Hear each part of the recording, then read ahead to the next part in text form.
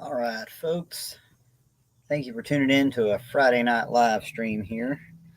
Kerry Brown with Strong Roots Resources based here in Knoxville, Tennessee. And I'm just going to kind of let you guys know what I've been up to this last little bit. I've got a page of notes in front of me. I'm playing a little bit of catch up after being out of town for some site visits, festivals, kind of just running, running around, putting the miles on the Jeep. And as it happens, the Jeep got a tune up recently as well. I'll talk about that in a little bit. Before I get too far in the weeds, though, I did want to announce that by popular demand, I've got an August foraging class on the calendar for here on the farm in West Knox County. August 17th, we're going to go from noon to about 2 ish. I don't mind if we hang out a little bit longer. We're going to walk around the farm. We're going to look at plants, talk about plants, medicinal plants, edible plants, all kinds of uses for plants. And if you're in the area and you'd like to come out for that, I've spots are pretty limited because parking's a bit limited up here, but we do have spots available. So just holler at me, strongrootsresources@gmail.com. And yeah, it's $20, 3 hours of instruction, plenty of Q&A, and if folks want to hang out afterwards, we'll have refreshments. We can do kind of a broader farm tour, garden tour, all that good stuff as well. So I think I do a pretty good job of making it worth people's time. I get a lot of really good feedback from these classes, and it's very encouraging. So I'm just going to keep at it. One step closer is stopping in. Thank you so much. Good to hear from you. And Digger's here too. Thank you, Digger. Hope you guys are doing well. So I guess we'll talk about the weather first. Holy cats. So we're here. It's July 26th. We had about 2 or 3 weeks straight of mid to upper 90s. Actual temperatures, not even heat index stuff. Just hot, dry. We gone 4 or 5 weeks without really any rain at all, and it was pretty rough. I'm not kidding. There were a couple of not too time sensitive jobs that I just paused. I just hollered at my good customer and said, "Hey, um, I'm gonna delay this a little bit until it's a little bit cooler." And so since then, well, actually, since about the first of the week, we've cooled off. We're back down to 80s. I have had 2 or 3 days in a row of really steady rain. We've kind of had a lot of overcast. My solar system's not happy with it, but everything else is. So I'll take that trade off, no problem. It's There were just days where we were going outside and it just literally felt like we were being backhanded by heat and humidity. Um, Actually difficult to breathe that bad. So and guys, I'm accustomed to it. We don't run an air conditioner. We we use window fans for the most part. We've got a window AC unit in the bedroom that Angel asked nicely for me to install when this heat wave hit. We only run that enough to cool down the bedroom at night for a couple hours, and then we shut it off, turn the fans on. I'm acclimated to this stuff. I'm out in this stuff every day, all day, and there were a few days where I just couldn't hardly do anything, and I was kind of getting down on myself about it. And I was talking to Angel about it. I'm like, man, I'm just aggravated. Like every time I try to go outside and do something, it's just like, slogging through this thick air. And so I'm glad. I'm glad we're getting a break from it. We normally should not be that hot, that sustained. So, yeah, in not new news, weather is weird. Weather continues to be weird. So 2 weeks back now, yeah, the 12th and the 13th, we had the East Tennessee Homesteading Alliance Festival, first annual. Talked about a little bit in the live stream with Alana last week, but I haven't really done like a full recap of it. And I'm probably not even going to do really a full recap here. But I will say that it was well worth the time investment, both for the sake of, finding people with similar goals, learning a little bit more, getting to sit down and speak in person with Joel Salatin. That was pretty amazing. Um, and of course, making connections and stuff to further the pursuits of the business. So it was worth it. The facilities were great. The grounds out at the Townsend Visitor Center were pretty ideal, and they actually have nice indoor bathrooms there, so no 120-degree porta cans. Much appreciated. And everybody had, they had tents for the presentations and everything, and it was just an amazingly beautifully pulled off effort for a first time thing. So my hat's off to Sandy and her entire crew of people who put all that together. We had a good time. They were long days, but I was happy with what I got out of it. And it is nice to see, like, we're definitely generating a lot of momentum with community building here, specifically on the east end of the state, because a lot of my focus has been, kind of Self-Reliance Festival, Back to the Land, these other festivals that are in the middle end of the state or towards the west end. And it's always nice to kind of roll in with folks here east of the plateau. So I was just thrilled with it. I am going to be reaching out. I've got a couple more people that I spoke to that I reached out to that I want to get on for either just a conversation or a Friday Night Live, just to hear their stories. Other permaculture people, other permaculture designers. I kind of like to mix it up in that space as much as possible.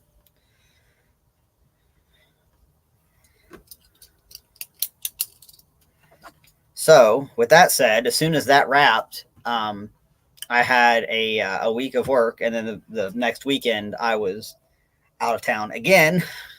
I try not to stack these things up, but sometimes it just happens, especially in the summer.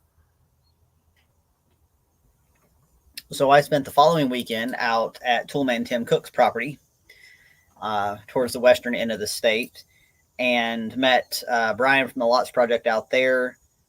We tag teamed plugging poplar logs with shiitake mushroom spawn, and I've got videos up on that. One step closer. Thank you for that. The videos are short and simple, but frankly, this stuff isn't complicated, and I saw no need to make it seem like it was. It really is that simple. And 90% of the time, if you keep those things in the shade and you don't let them get too dry, they'll flush, and they'll flush for quite some time. Shiitake is a very easy mushroom to start with. So yeah, look up on the channel for I've got a part 1, part 2 video. I think they're total about 5 minutes piece, and where we do some mushroom logs with my later realized crooked the mount for my tripod was crooked, so the video's a little, but you get the idea. It's all good.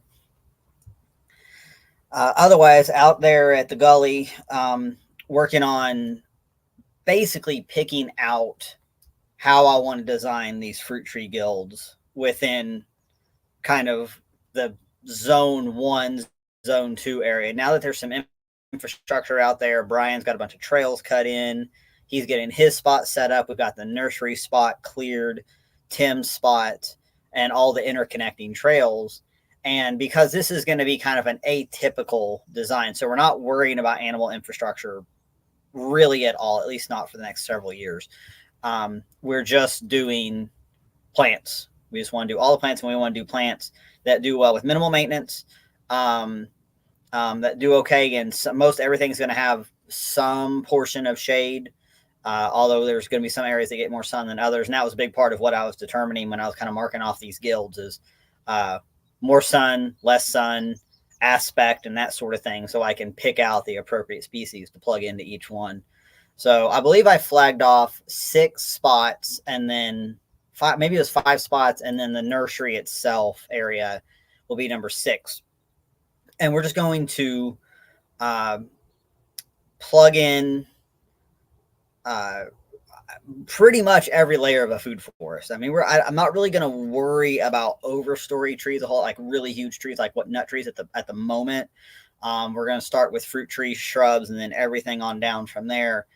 And so we're going to do stuff that's, of course, appropriate for the environment, stuff that is not going to be invasive, because this is a nice mid-succession forest with almost no, uh, really no issue with quote unquote invasive species mucking up the process. It is a nice balanced ecosystem, so I want to work with that. So I'm leaning into stuff that should basically already be around there, and we're going to just situate them in areas for ease of access.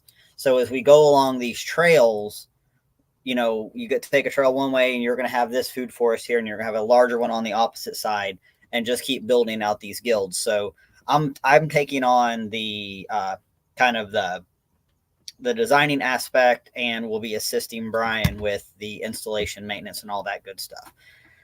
So that's looking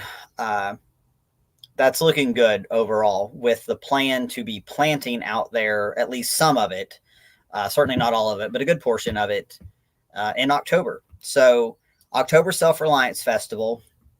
I'm gonna double check myself here on my calendar, but it's the first weekend in October, and fourth and the festival itself is the 5th and the 6th, the Saturday and the Sunday. The 3rd and the 4th, there's going to be a work day out at Delinquents Gully. So if you are wanting to come out to that, get in touch with Toolman Tim or Brian from the Lots Project, or you can let me know. It's fine. I'll pass word along. And we got more stuff to do out there. So we're kind of going to rally the troops, get some stuff installed, cook some food, have a good time, probably jam on some music, have a campfire, all that good stuff. So I'm planning to be out there for at least one of those work days. I may not be able to do the whole stretch, but I will be out there. And yeah, fall's the time to plant trees around here. This is the time to be picking stuff out and putting together your notes. Fall and winter time is when we should plant down here. I'm not saying that you can't plant in the summertime, but it's a little more stressful on the trees. It just kind of depends. So I really like to plant in fall. Stuff is going into dormancy. Pinky has joined us. Good to see you, Pinky. How's that little pig? Pinky got a pig. I saw a good looking little pig. Not real little, actually, but it's a good looking pig. And Tim Riley. Tim came up here sometime last week, saw the farm, came by for a short visit because he was on this end of the state, and caught me at the end of one of my very hot, very tired days. But it was good to see him and good to show him around. I guess, but it's a little far out. But September 8th, Sunday, September 8th is actually our next open house and swap meet out here on the farm. I haven't actually put that out on the mailing list and all yet, but if you want to be here, let me know and I'll get you the directions. So yeah, otherwise, Delinquents Gully, we're doing the guilds. I've got some ID work done, but my poor ancient sad phone kept insisting on overheating while I was trying to get my GPS coordinate photos. So I might be getting myself a new phone before October so I can actually get that done. This thing is sad. Guys, would you know that I'm only on my 3rd smartphone? My first one was a Note 3. Then I got an S8, and this is the S21. And the charging port has died, so it only charges wirelessly. What else is wrong with it? Of course, the battery life is crap. I'm sure I need to clean out my storage and get some stuff uploaded elsewhere. But man, I had that Note 3 the longest. I had that thing for like 5 years. And now I get 2, maybe 3 years out of a phone. It's kind of aggravating. I hate planned obsolescence. It's so dumb. And I don't know. I've wondered about taking this phone down to one of these fix-it places and seeing if they could fix this charging port so that works again. Because it's a pain about trying to charge it in the Jeep, like riding down the road trying to get it to stay on its little thing. I usually tie it off with a rubber band. Sometimes, sometimes shit is janky around here, you guys. Oh, while we are talking about the Jeep, if you guys don't mind me just being a little bit all over the map today. Um, so let's see. When I started coming back from the festival in Townsend, Jeep started acting weird, started lurching bad. And I first thought, crap, transmission's going out. And I thought, no way. Like, not on an XJ, especially an XJ that I don't beat the crap out of. No way is my transmission going out. So, like I do, went home, plugged the symptoms into YouTube. Because at the time I didn't have an engine light or anything. Nothing popped up on the dash. But then after another day or two, I got an engine light. So I checked it, and I had like multiple misfires. So I said, okay, no big deal. Probably just need plug wires. I did the plugs in the spring, but I didn't do plug wires. I should have. Talked to my brother about it. He told me what to get, rotor cap, a couple of other little odds and ends for that whole assembly. And a couple of nights ago, he and I pulled it in his garage and changed all that stuff out. And actually, number 2 cylinder plug wire was not even intact anymore. So that was my misfire. The code reader read it as cylinder 3, but I guess you can't rely on that kind of stuff 100%. So I just did a $100 tune up on the Jeep, just Tyler and I in the garage, $100 in parts. And it's just been happy as can be since then. I've got oxygen sensor on order. We're going to throw those in whenever they arrive. But the Jeep stayed home while I was out on the west end of the state. I took the truck because I just obviously was not going to drive it with that bad of a misfire. So I was telling Brian, the thing about this Jeep is like it'll piss me off at the most inopportune time. Usually about 24 hours before I need to go out of town, or maybe even when I'm halfway across the state. And I kind of likened it to like a bad relationship that you just keep going back to. But I was like, man, every time this happens, I spend like $100 and everything's okay again. So I guess I'll keep it. I have somebody about once a month try to buy it from me though. But if they were going to trade me like maybe like a 94 4Runner for it, I might go for it if it had the good engine, not the crappy engine that blew up on me like my last one. Just because the Jeep's so stinking uncomfortable. And man, I miss my 4Runner. That thing was so comfortable and so fun to drive. But if it works, right? It works. It's just it's an ornery thing sometimes. I'm sure anybody with a Jeep kind of understands. But yeah, Jeremy's right. Repairs on Jeeps are pretty straightforward. Yeah, I mean, I was able to spend an hour on YouTube watching a few different videos, kind of learn from a few people's errors. We had a hell of a time getting getting on cylinder number 1, getting the I don't know if it's number 1, but it's the one closest to the front of the engine. Trying to get that plug wire parked on there. It was like there was something weird in the plug wire, and the top of it was all wiggly, and you couldn't get it to stay rigid enough to push it on. And Tyler finally was able to manipulate it enough. He said it was like something weird in the boot when they manufactured it. And he kind of worked with it a little bit and trimmed just a little bit of the bottom of the boot off because it was a little too long, and there was like too much material in the way to actually let you clip it on to the end of the spark plug. But in this case, you just throw a little bit of money at them. Parts are pretty easy to come by, and you're just back on the road again with, not great gas mileage, but gosh, you can pull a boulder out of the road, and you can pull tree stumps out. And Tim, don't tempt me with a 4Runner and between Camden and Waverly. I would just pull up in front yard and be like, you just want to swap here? I'll sign the title over to you right now. Yeah, I like those third gens. I had a 1990. That was my first real nice vehicle. I got really lucky. Dad was watching for me. I wanted something like that. I had just finished my first year in college and had determined that I was not going to do more college at the time. And I had been sitting on, a few $1,000s. I'd actually managed to save some money, and um, Dad found out I think he had a customer who worked at Fox Toyota and had this 4Runner come in. This thing was so clean.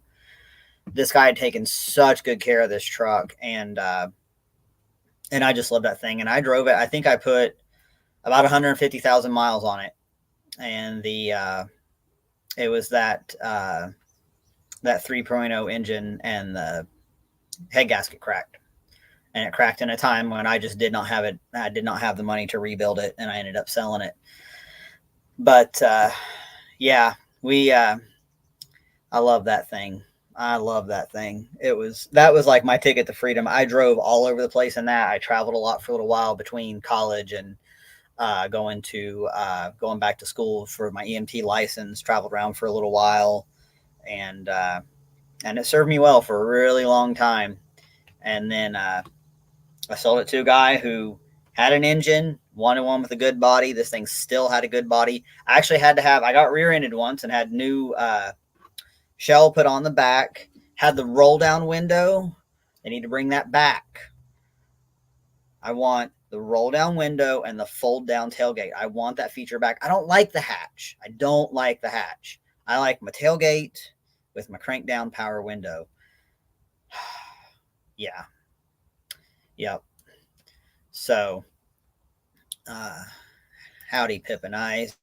It is a good Friday, my friend. Yeah, Pip, and you and I might have to swap some Jeep stories if you. I think you're coming out to the workday. Let's let's tell some stories. Oh, geez. It's funny how you get nostalgic in it, and if I were to find one like that, again, I'm not the same person I was when I had that truck. I was quite a bit different, actually. So it's like, are we trying to capture something, or are we just want to stick with what works? I mean, I'm sure had that block not cracked, I'd probably still have it, assuming it didn't get wrecked or something. So, anywho, let me answer a couple questions here. Tim's asking when the work day is. I'm going to double check, but I'm sure we're meeting on the Wednesday and Thursday before Self-Reliant. So that's going to be October 3rd and 4th. And there is a Delinquents Gully. Let me see if I can find it here. Work group. Let me drop this in the comments real quick. Let me find my invite link.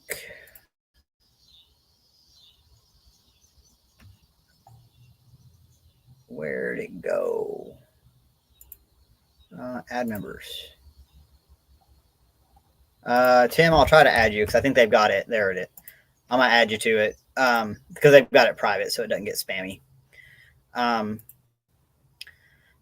But yeah, okay. Wednesday and Thursday are work days. Friday is barbecue day. Cool. Yeah, I am going to be out there for as much of it as I can. I'm still pinning down what my duties are at Self-Reliance. I'm sure I'm going to do the foraging walk.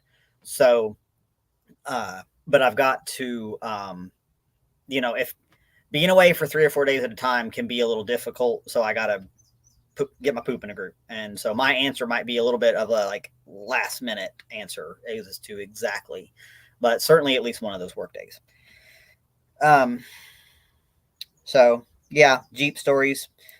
And then after I got back from the gully, I got home Sunday evening, got some sleep, and then popped back up the next morning, took care of animal chores, and headed up to Berea, Kentucky for a consult. I was invited up there by a gentleman, and I think we met through Nicole's show or possibly Tim's show.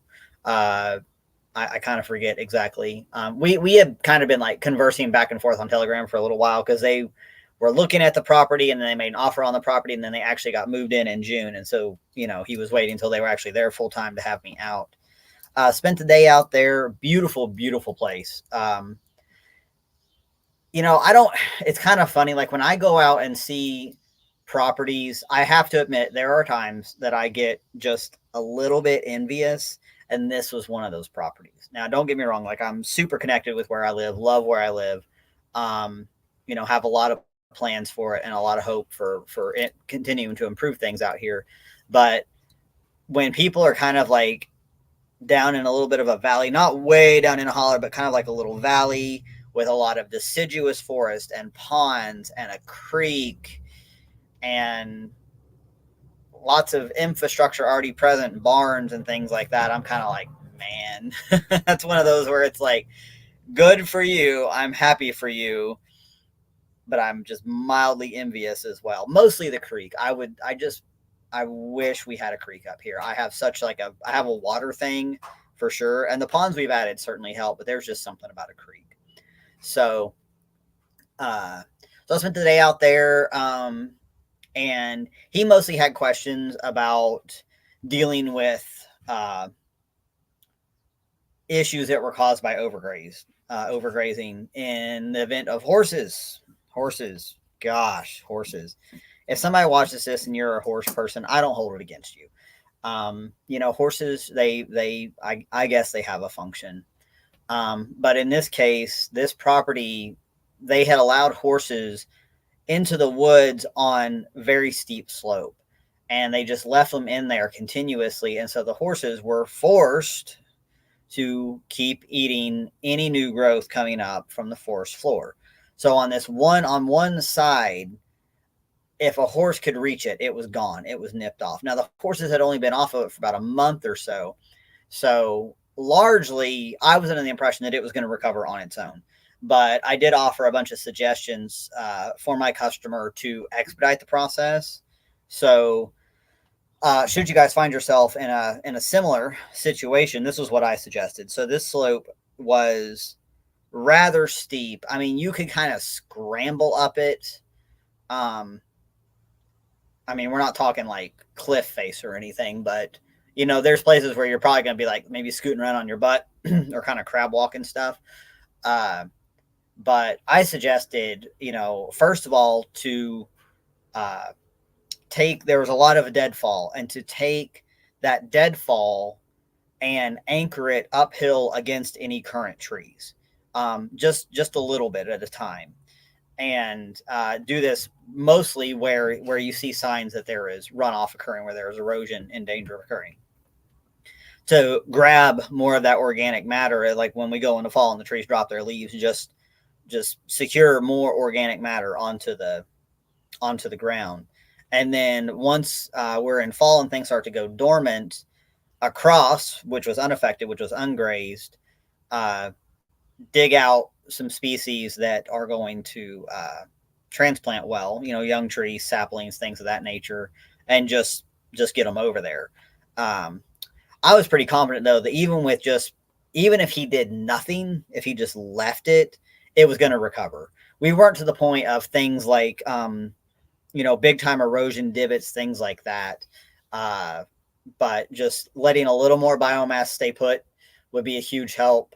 And so I guess really what I was suggesting was kind of sort of like horse culture, but it wasn't being buried. It was just kind of just arranging limbs and deadfall in a way to dam things up just a little bit in terms of materials, not necessarily water. So, I mean, yeah, look, if you're going to have horses, you got to keep those things moving just like you do any other animal. I mean, it's just, the horse can't help where it's being kept, and they can do a lot of damage real quick. So, but really that can happen with any livestock. So not to come down too hard on horse people. But I see a lot of places around here where horses just continuously graze, and it looks really bad. And but yeah, come to keep that in mind. That could be a fun thing to play with. This gentleman that I was conversing with had active young boys, and I was like, hey, this is a thing you have your kids out here helping. You can knock a lot of this out just in a few hours, just kind of dragging limbs around. And I'm talking stuff that's been 4 or 5 inches, nothing huge. So which kind of got me thinking about there's a few spots around here where I could do that as well. I've got this wooded edge on the southwest side of us, and while the portion beyond the fence is not technically my property. I am seeing signs of erosion that would be winding up towards the apartments. I don't think it's something that would be risking a landslide because there is so much root structure in place. But I could certainly make those traps, make those deadfall traps like that to hold more material down and kind of look and see how it works. That's a good thing to do in the wintertime here because right now it's poison ivy galore in that particular area. Otherwise, on that property visit, kind of talked about some options for taking care of some ponds. One just really needs oxygenation. It's just it's full of algae, so it at least needs a like a solar pump in there, solar fountain sized appropriately, or and preferably plants. Just needs plants. It just needs something to cover the surface and facilitate more oxygen exchange, so that algae doesn't have quite so much stuff to feed on. So had a really good time out there. Took our time out there, walked those trails, discussed. They've got a lot of really nice, gentle contour in what is essentially their front yard, the kind of the main yard between the access gate and the front of the house, where there's already a small garden present that they want to expand.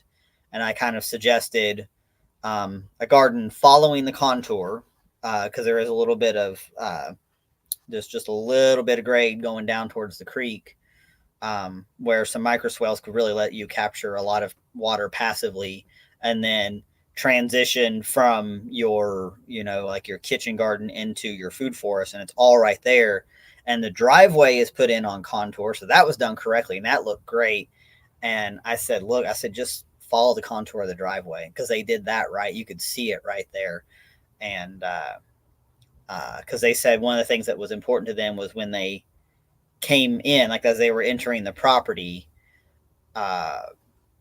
they wanted visual appeal, because one of the things that they want to eventually do is also host classes, host people. They've got a guest house on the property that they're going to fix up and put into service. So I was thinking like that would be pretty slick to see that coming in, and it makes design sense. We're following contour, we're capturing nutrient, we're capturing water.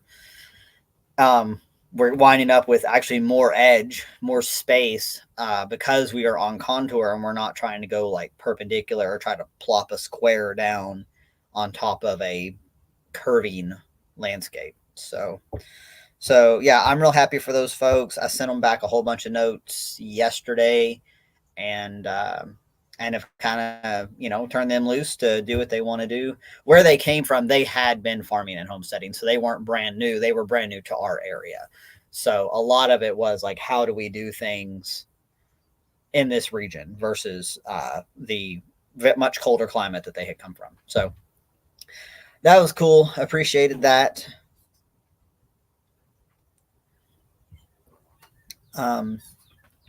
And then something's squeaking out here. I wonder if Trip caught another rabbit. Trip caught a baby rabbit this morning. Not one of the ones I'm trying to raise. A wild baby rabbit. And she was so proud of herself because she chases them all the time. And I think she's caught like 2 in 12 years. So she had a good morning. I totally forgot. On my way out to Tim's Land, I made a stop at the Holler Homestead, Nicole's Holler Homestead, and sat down with Nicole and Tactical because they have had, it's just like nature central in here right now. Oh, there's a June bug in here. Okay.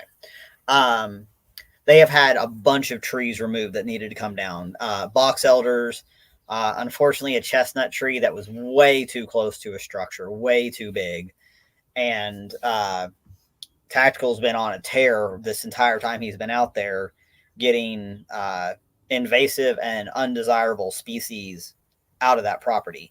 And now they're getting ready to figure out what to introduce, plant-wise, tree-wise, back into that, including paying special attention to certain microclimates, various restrictions and obstacles and things like that. So I was out there for a couple of hours, walked around with them, took a ton of notes, and we're actually going to put together a tree class. We're going to put together a class, and it's not going to be so much about how to plant a tree, because most of us know how to do that, and that's kind of easy enough to kind of see one, do one, teach one kind of thing.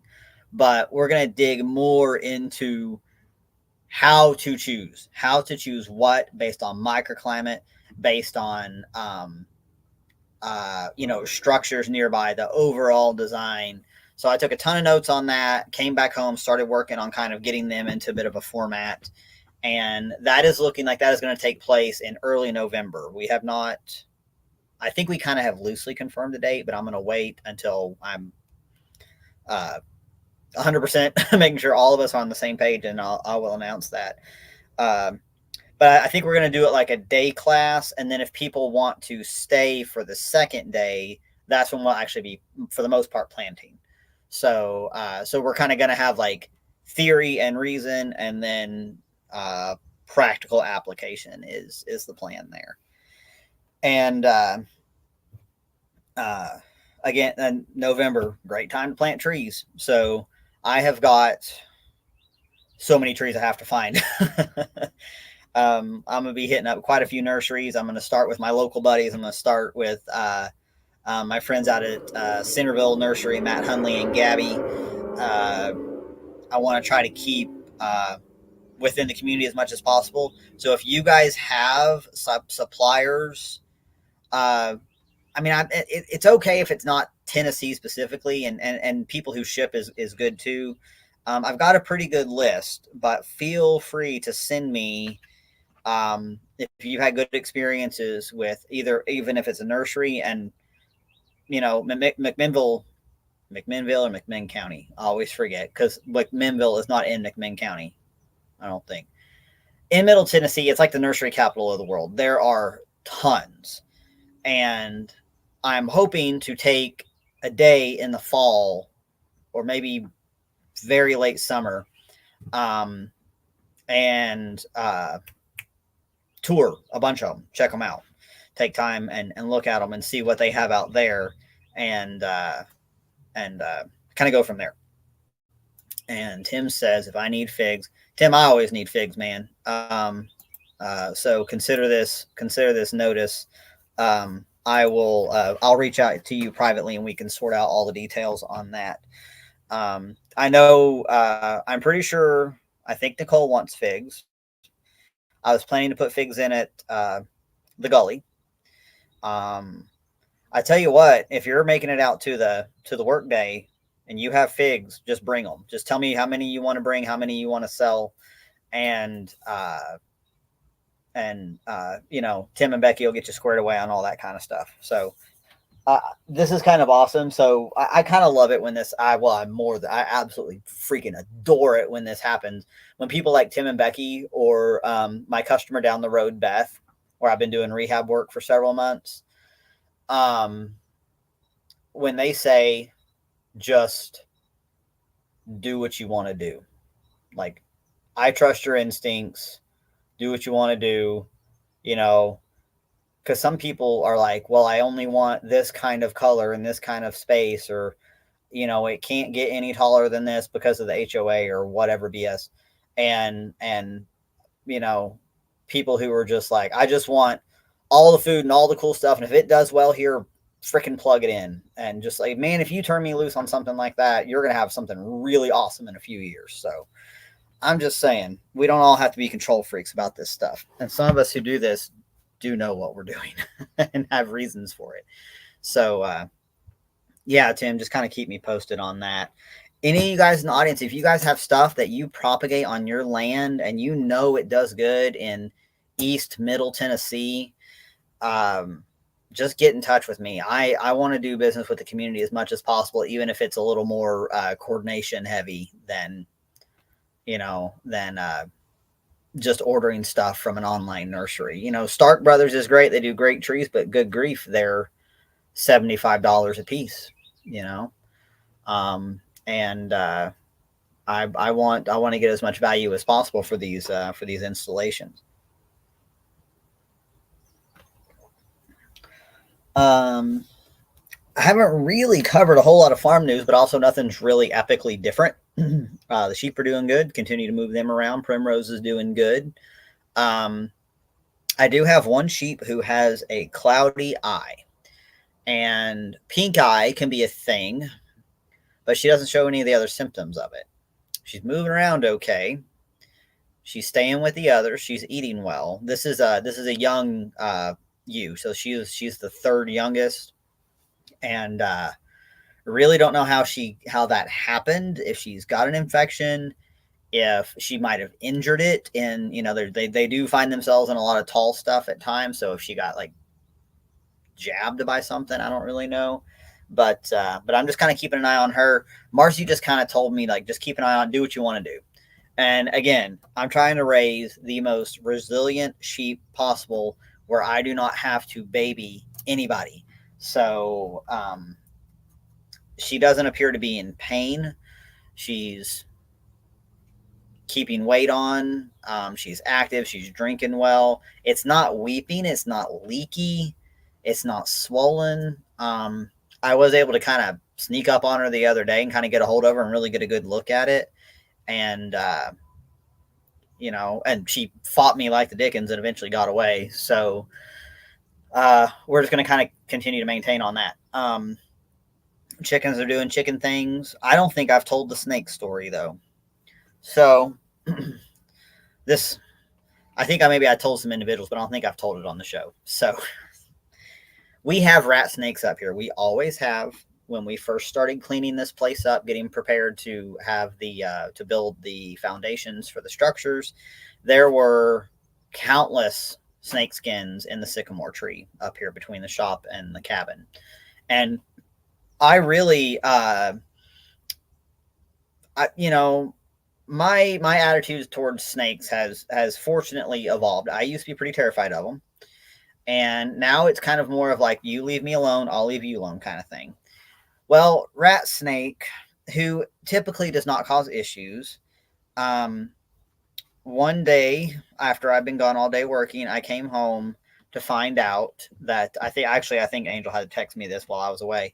A rat snake had gotten into the rabbit tractor that had the babies in it and killed. That's why I'm down to just 4.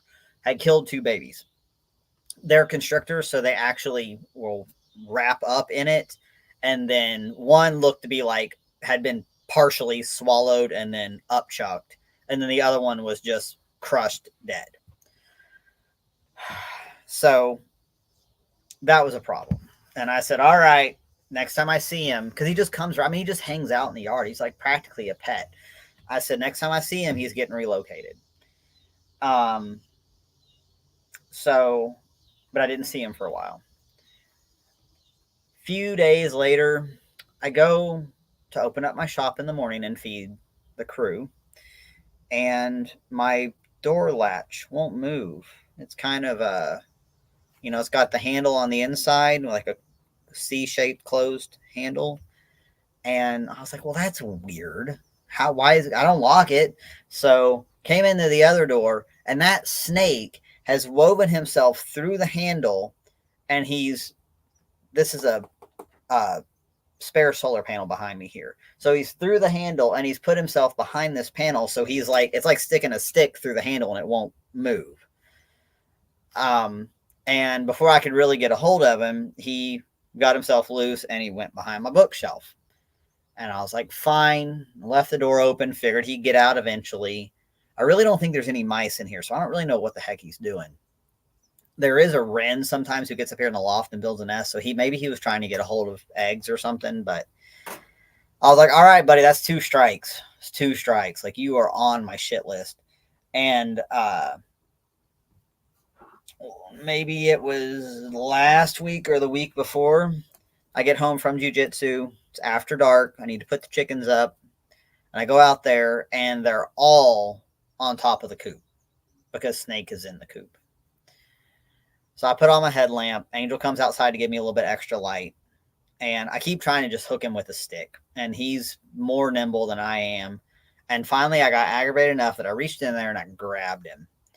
And Angel was like, "Oh God, I can't believe you're doing that." And I said, "I can't believe I'm doing it either. I did not want to touch this thing." I mean, I'm sure you guys know snakes aren't slimy, but they're so strong and musculature. It's just really creepy. But I grabbed a bucket, dumped him in there, and this guy is long. I mean, he is 4 or 5 feet long, and he's really, really strong. But I had him like behind the head, and then I kind of had him like midway down, stuffed him in a bucket, threw a cap on it, and I said, I'm taking him down to the bottom of the driveway. There's a ditch down there. I got to the bottom of the driveway, and I'm like, you know what? Guys, don't tell anybody this. I know it's on the internet. I took him across the street to the wood line by the food city because I figured, look, you've killed 2 rabbits. You're eating my chicken eggs. You freaked my chickens out. You've blocked my door. I'm putting 4 lanes of traffic between me and you. I'm not killing you. I'm not going to do it, but you can go live in the woods now. So I dumped him out, and he was so full of eggs, you could see 2 huge bulges in his belly from where he had swallowed 2 eggs. He just like laid there. And I stood there for a little bit and kind of watched him. It's like 10 o'clock at this point. And he finally kind of like turned himself upright and started very slowly like heading up towards the woods. And I was like, sayonara, no more BS from you.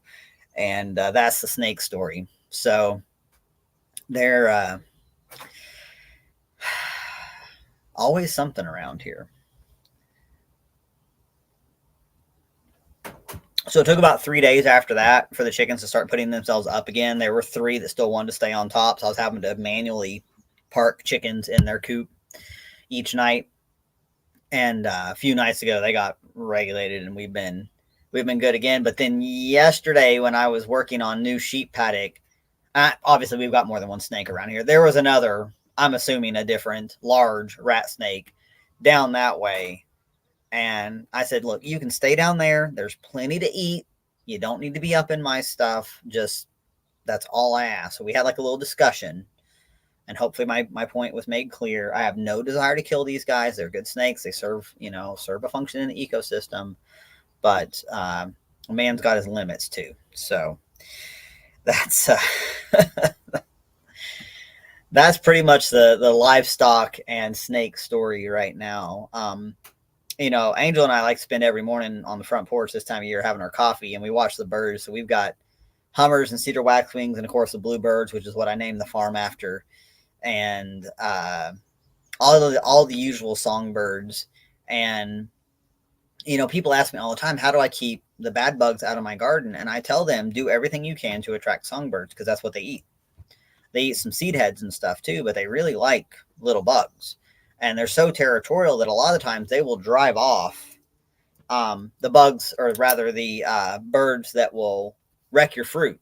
So songbirds, as far as I've ever watched on multiple properties at this point, songbirds don't really go after your fruit trees or your berry bushes. But starlings, cowbirds, your bigger kind of bullyish birds will. But the songbirds are so territorial, they'll run them off. So we'll sit on the porch and we will just watch the drama unfold between the various right now it's the goldfinches. The goldfinches are really active, and we watch the males and all their bright colors try to impress the females. And we watched them. We were actually watching, I think it was a bluebird gathering webbing from a spider web for a nest. And it's pretty neat to watch all of their antics. So if you've got bug problems, you need more birds. You need more songbirds. Bluebird houses. Look up the dimensions. They're actually kind of specific to what bluebirds want, apparently. So check that. If you've got trees that are hollowing out, they're dying, and they're not a danger to people or to a structure, leave them. That's where your woodpeckers house themselves. A lot of songbirds will use those. A lot of your ground birds, they need brush piles, so leave brush piles in places where it makes sense. I kind of like to make when possible, I like to make mine where I can still access all the way around it to mow, so it doesn't become a complete entangled mess of all kinds of stuff. Uh, but yeah, I mean, those little guys, they're all birds are, of course, are pretty adaptable, but you give them a little bit of infrastructure and really helps matters out. I mean, we've had Japanese beetles up here, but we're not really seeing any problems in the garden. I see, I haven't found any,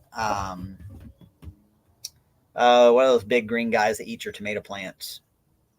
Hornworms. Haven't seen any hornworms up here. I had like two last year. Immediately gave those to the chickens. So we have a lot of birds, and we have a lot of bird habitat. So see what it takes to make a little more bird habitat. For the most part, it's pretty easy. Let's see. Finally, one last thing I think I'll cover here. We had a lively discussion yesterday, the day before, in the Telegram chat about my new little flatbed trailer. So my customer Beth gave me a little, I guess it's a 4x8 flatbed trailer. It's one of those type that the frame folds as well. I'm not sure if the mechanism is still good on this one. It's kind of old, but I'm going to look at it. It needs new decking boards, so the current ones are going to come off just because they're really soft and rotted. But we have had a kind of a big. I posted a picture. I said, "What would you guys do with this?" Because I mostly plan to keep it on the farm. I mean, it can go on the road. Tires are still in pretty good shape. They aired up and have held air ever since. But I was thinking it'd be nice to have something kind of like farm specific. And I went to the group to get a bunch of ideas, and I think what we have landed on, I think I'm kind of going to do a hybrid of multiple suggestions, is like a tool trailer. So when I need to do a project somewhere else on the farm, I can hook that thing up and have like basically I'm going to kind of throw like my duplicate tools, my suitcase generator that will run corded stuff into some dry boxes. Throw some racking on there, things of that nature. Maybe even set it up if I need to move like sheep materials or things like that. So that'll be a fall project, if not sooner, but definitely a fall project. And I'll keep you guys posted on it. I gotta pull these deck boards off and see what the frame looks like underneath it. It looks okay. I mean, it's it's a steel trailer. It's probably not rotten, but make sure it's going to hold a little bit of weight. It's probably rated to about 2,000 pounds. I don't think I want to put quite that much on it. And just a useful little farm tool. So Pippin has beef with woodpeckers. Yeah, I had one last year. I had to seal up a hole. He, for whatever reason, busted a hole through some trim board on the east end of the cabin just because he can. I guess they do it to attract females, like they peck stuff, like they peck a certain rhythm to talk about how great they are. But it's like, why couldn't you do this on that dead tree over there? Why are you doing it on my house? So yeah, they can be a real problem. I have been known to squirt them with a hose before to kind of make a point. But yeah, they'll drill a right through siding. There's some Dad's got holes in his siding that we're going to get sealed up because of probably woodpeckers. That's they are kind of assholes. If you follow like Native American animal totems, mine's a woodpecker. So there's that. I don't know how to take that, but I guess I have some of those qualities. Maybe not breaking stuff. Well, I do break stuff, but Pippin's got one working on a glass window. He's just in love with himself, I bet. That's probably what it is. And we've got a ton of different woodpeckers. There's little downy woodpeckers. You've got your big old pileated. Those things are huge. Red-headed woodpeckers. We've got a bunch. There's a top portion of a sycamore tree across the driveway from us. Has multiple nest holes in it, and they're always in and out of there. And I think maybe it was like a juvenile that decided to start pecking on the house to kind of try to claim his own territory. And I let him know that he could not do that. So I think I'm going to wrap it up here, guys. I've been going for an hour. Good to talk to everybody. Thank you for stopping in. Remember, we're doing the foraging class on August 17th. Throw Self Reliance Festival on your radar if you haven't already, and then GSD beforehand. I'm helping out with a solar build GSD in Lenore City tomorrow with Sean Mills, so I'll let you guys know about that next week. In the meantime, you guys have a really good weekend, and we'll talk to you soon.